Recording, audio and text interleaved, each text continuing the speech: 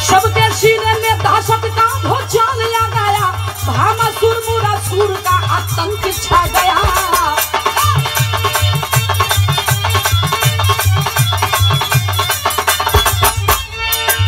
हर राज्य में राजाओं को ऐलान किया है,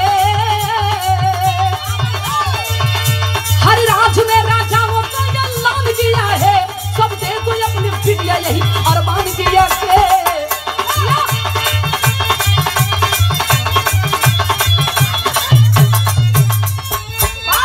बात के आप लोगों ने समझ ली बाबूजी। ये कहानी प्रज्ञापुरी से लिखल गई। वही प्रज्ञापुरी के रहे वाला असुर, जौने असुर के नाम बताया गया भामासुर और मुरासुर।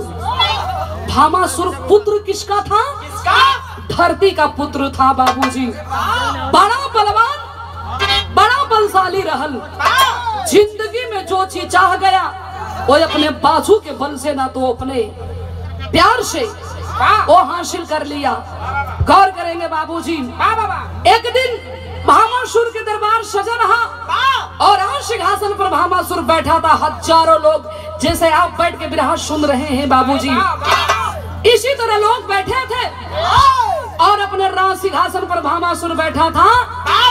ऐलान कर दिया, हमने जिंदगी में जो चाहा वो हासिल कर लिया, लेकिन एक दिल्ली इच्छा है और ये हमारी इच्छा ना, ये हमारी प्रतिज्ञा आई, हमारी कसम है। किस बात की प्रतिज्ञा किया? 20,000 कुंवारी लड़की के अपन रानी बना के अपनी इच्छा के हम पूरा करब। जितने लोग जमीन पर बैठे थे बाबूजी, तलवे के नीचे से जमीन खिसक गया। अरे ये पागल बन चुका है। 20,000 कुंवारी लड़की के मतलब कि हमारे घर के बिटिया बहन, तोहरे घर के बिटिया बहन के जब इकट्ठा कइल जी, तब जाके 20,000 कुंवारी लड़की हुई हन। और रियासत में और राज में हाहाकार मच गया। भामासुर पागल बन चुका है। ऐलान किया है कि 20,000 कुंवारी लड़की के अपन रानी बना के अपनी इच्छा के पूरा करब। आए हैं बाबूजी, जे जहे बातों से उठल और अपने अपने घर की ओर तैयारी बना के चल दिलस। आज जब अपने घर की ओर तैयारी बना के चलल हा, तब भाई का बिरहा में निकलन गीत बा।